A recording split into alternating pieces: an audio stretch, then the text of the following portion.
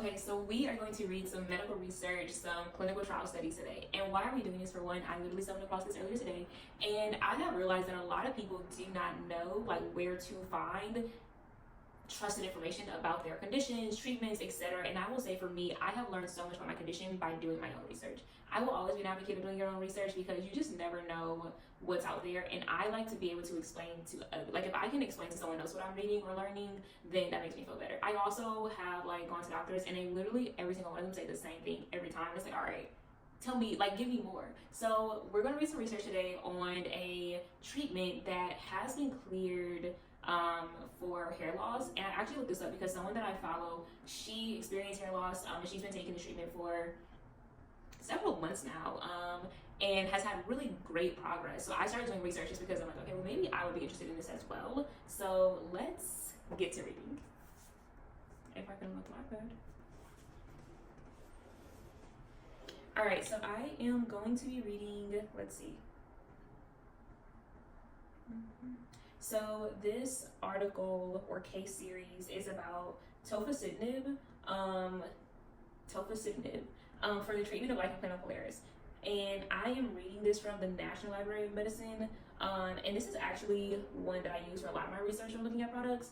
And I'm actually going to be sharing some other research tools that I use when I'm looking up, like, not products, but treatments, more information on my condition. People talk about their conditions, I use it to look it up as well. So let's get to reading. So in the abstract, it says lichen planopilaris, LPP, is an inflammatory CCA, which is a, I don't know what the C word is. Inflammatory cicatricial.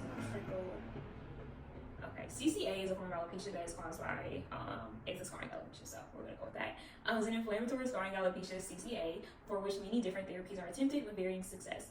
The Janus Kinesis JAK inhibitors, so the JAK inhibitor tofacitinib has been shown to be effective in treating the non-CCA alopecia areata. As in alopecia areata, upregulation of interferon JAK signals may play a role in LPP. I am going to pause here and look up this word, interferon, and this means. So interferons are a group of signaling proteins made and released by host cells in response to the presence of several viruses. So essentially what this is saying is, let me look up this word too, just make sure that I'm, so the upregulation is the increase at the cellular level of the magnitude rate of a physiological response. Okay, so upregulation of interferon is essentially when there is an increased response to virus cells in your body. And that is how it's describing LPP. And JAK signaling may play a role in LPP, which is what I just said. We retrospectively reviewed the cases of 10 patients with, there's a lot of looking up of words, I will say, when reading research, especially because I am not in the medical field.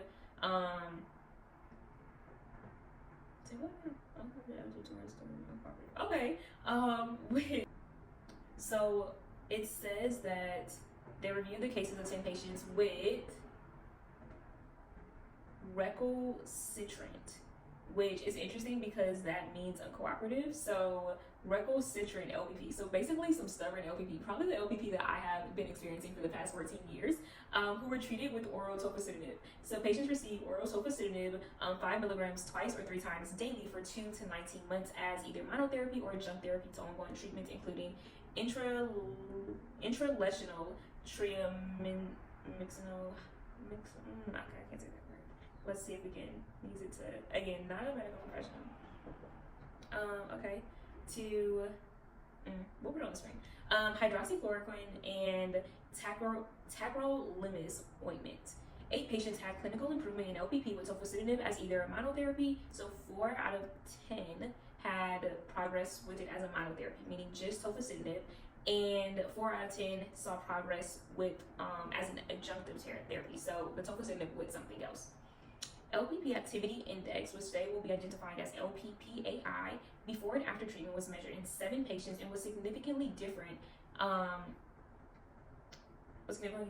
Reduction in LPPAI ranged from 30 to 94%. So that's really good progress when they are looking at, okay, what was the activity of the condition beforehand and what was that after the treatment over those course of several months.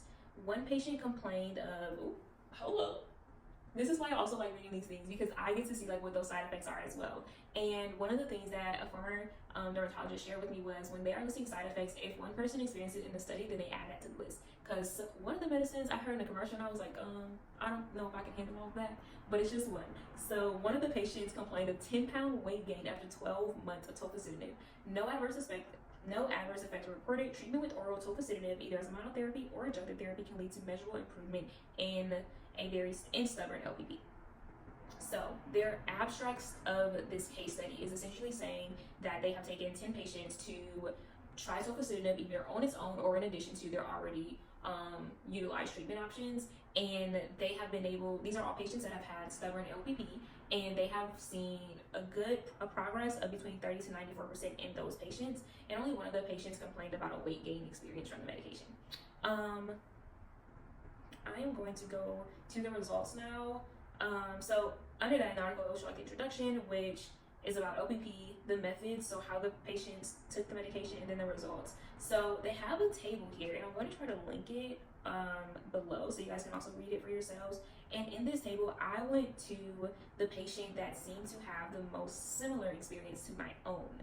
And so in the patient chart, it identifies the patient by a number, their sex, disease duration, type or biopsy proven, prior treatments attempted, their tofacitinib dose, the treatment duration, and then the concurrent therapy. So in finding one of the patients that was most similar to mine, it was duration-wise, it was a male who had LPP for 15 years, and actually the prior treatments that he's used are actually treatments that I have not heard of, but I've never heard of these at all, which is interesting because treatments in the past, I would say like 5 years, have definitely shot up from 15 years ago for sure. And then if I had to pick another one that was similar, I would definitely say,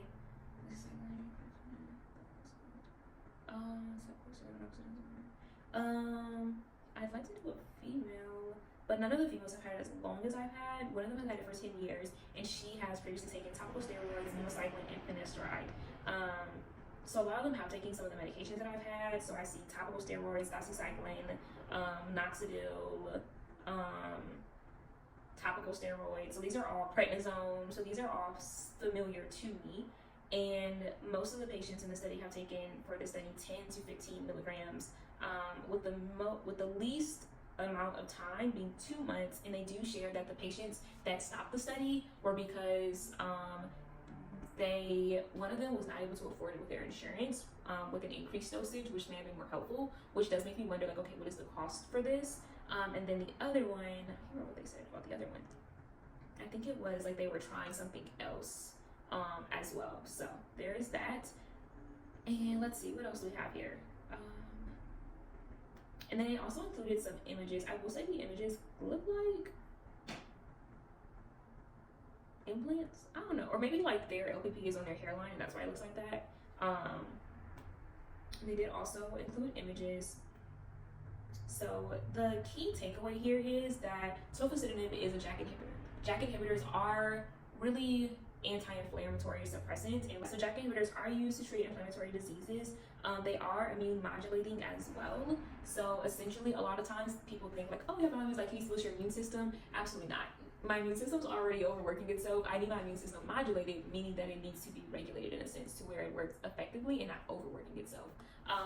But this is the research that I found again on tofacitinib. It's something I'm definitely interested in. I have an appointment in April. So I historically have seen nurse practitioners and for my treatments, but I have an appointment with a physician on the team who I've never seen before. So I'm gonna bring it up to them and see what we could possibly do with this, because I have taken oral meds for a while and I want to switch it up a little bit. But this is how I break down research. I look at the abstracts, I review their intro, their practice, their results. I look at the patient studies. I look up a lot of words because I am not a medical professional. And then I kind of do some more research, a little bit more abstractly on like those individualized words, and bring it to my doctor, my physician team, and see if they have thoughts as well. So that is how I do research, and hopefully you feel a little bit more inclined to doing research as well, using medical tools and databases to help you better understand your autoimmune disease or whatever issues you're having. So if I should do more of these, let me know. I've never done this before. I usually just read like by myself. But if I should do more read-alongs in my research, definitely let me know, and we'll see what we come up with. All right, so that's all I got for right now, and we will talk again soon. Bye.